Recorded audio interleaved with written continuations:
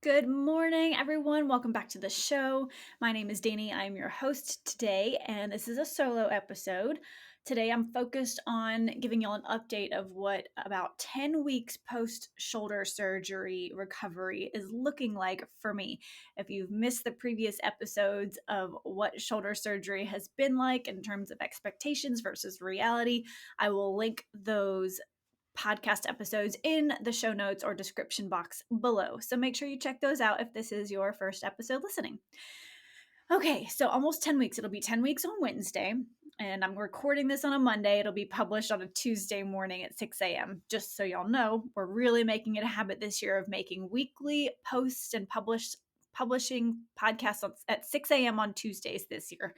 So if you're trying to figure out when new episodes are coming out, that's when they're coming out. I want to go over what kind of my PT or physical therapy is looking like, what my workouts are looking like, what my cardio is looking like, and then just kind of wrapping it up with expectations and doctor's appointments. Right now, I am doing PT 2 to 3 times a week. It should be 3 times a week, but that just doesn't always happen. I'm telling y'all, life as a personal trainer, strength and conditioning coach, it is way more difficult, and I know it's an excuse, to get your own workouts in and to focus on you than it is to focus on a client. So I do schedule in with my business partner, Scott LeBlanc, 3 physical therapy sessions a week. But gosh, sometimes one of those just doesn't happen or it gets overlapped with something else. So a lot of times if it doesn't work out as planned, we will do some therapy work while we're in an owner meeting and discussing other things, or while a client's warming up, he'll work on my shoulder a little bit. It's just, you try to make it work when you can, and that's just how the life rolls. But range of motion is almost back. If you're watching the video, you can see I'm lifting up my arms right now.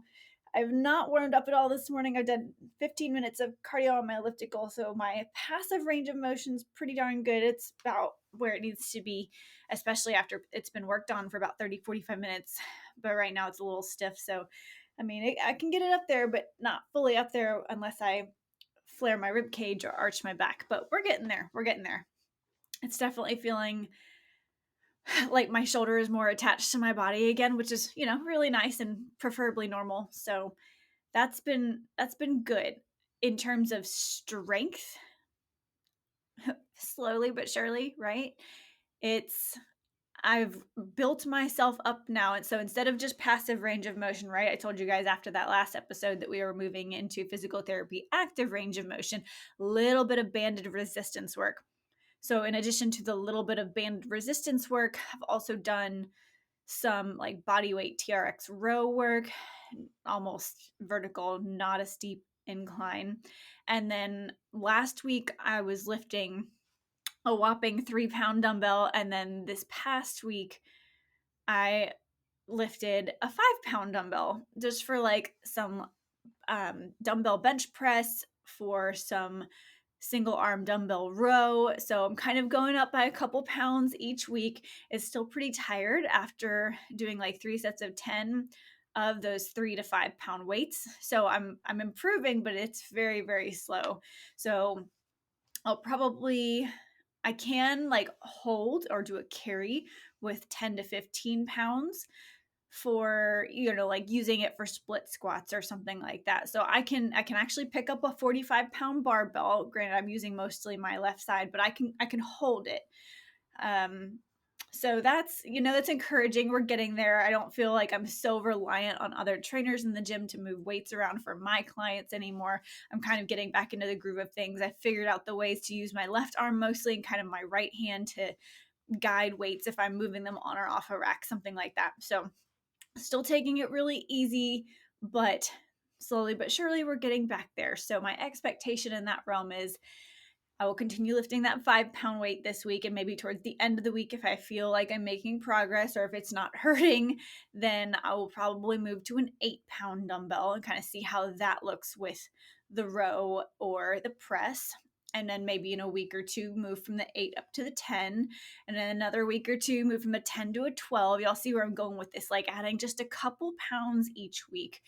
So it's big moves, but not really compared to what I was doing before. I think, to get back to my warm-up weight being a 25 for dumbbell presses and rows, it's going to take a couple months, and I have to be okay with that. And there's just nothing else you can do because I don't want to rush it and make it worse, you know? So that's that. My next doctor's appointment is mid-April, so about another 2 weeks from now.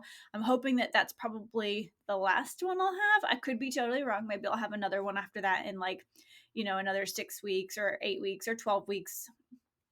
But so far, they've been pleased with my progress. I've been pleased with my progress for the most part. There's days, there's moments where it's irritated for a while, and actually it's still there, but it is lessened. I've had this patch of numb skin on my forearm. I feel like that patch is getting a little smaller and a little less numb, but again, it's been 10 weeks. I really kind of thought the nerve block would fully wear off by now, but the things you learn, right?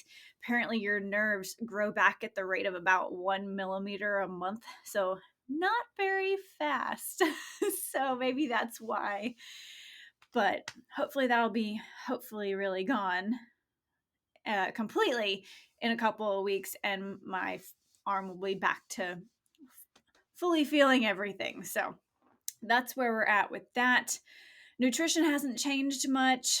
Cardio, thank goodness I have an elliptical at home now. I am doing 30 minutes, maybe 45 minutes a day. Most days of the week. This morning I only did 15 minutes, but yesterday I did 2 30-minute sessions. So it depends. Is it a weekday? Is it a weekend?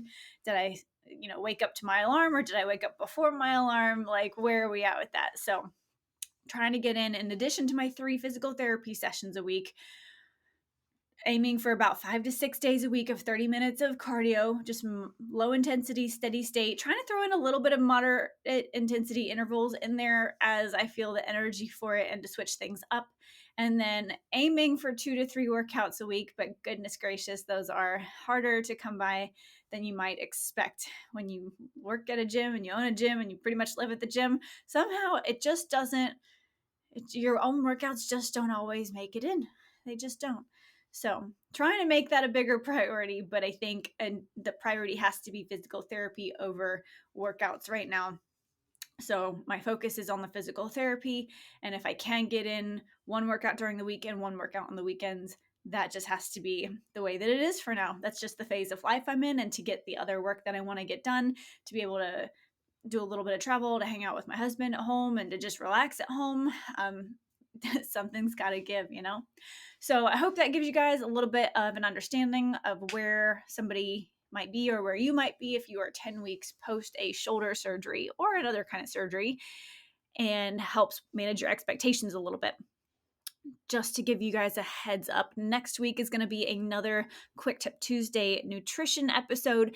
If you missed the one from Clay last week, go listen to it. He talked about fats and just in general, how many you should have a day, what the recommendations are, how you want to look at them compared to like optimizing your health goals versus just maintaining. That is what Mary will be talking about next week, but instead of fats, she's talking about carbohydrates. So I'm kind of doing every other week a little nutrition, quick tip, and then every other week having an update episode like this, or getting my business partners on here and going over what's going on with the gym, how things are working with clients, what we're focused on with continued education, things like that. So make sure, if you guys enjoy this podcast and you want to make sure you get all updates for new episodes, first of all, subscribe. Whatever podcast platform you're listening to, subscribe. And you can find ways to listen on our website. So www.ttgnwla.com. You can go to my website, dannyphillips.com/podcast.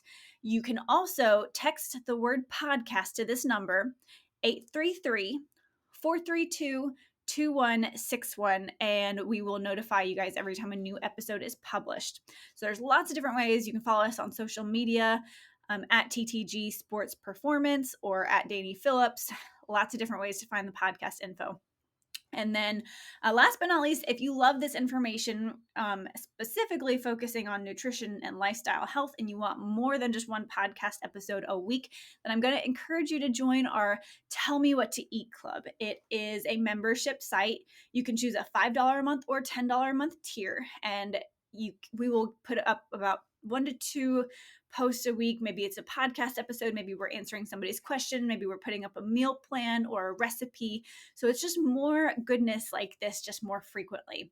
Go to patreon.com/tell me what to eat club, and you can pick your tier and join us over there for more content like this throughout the week.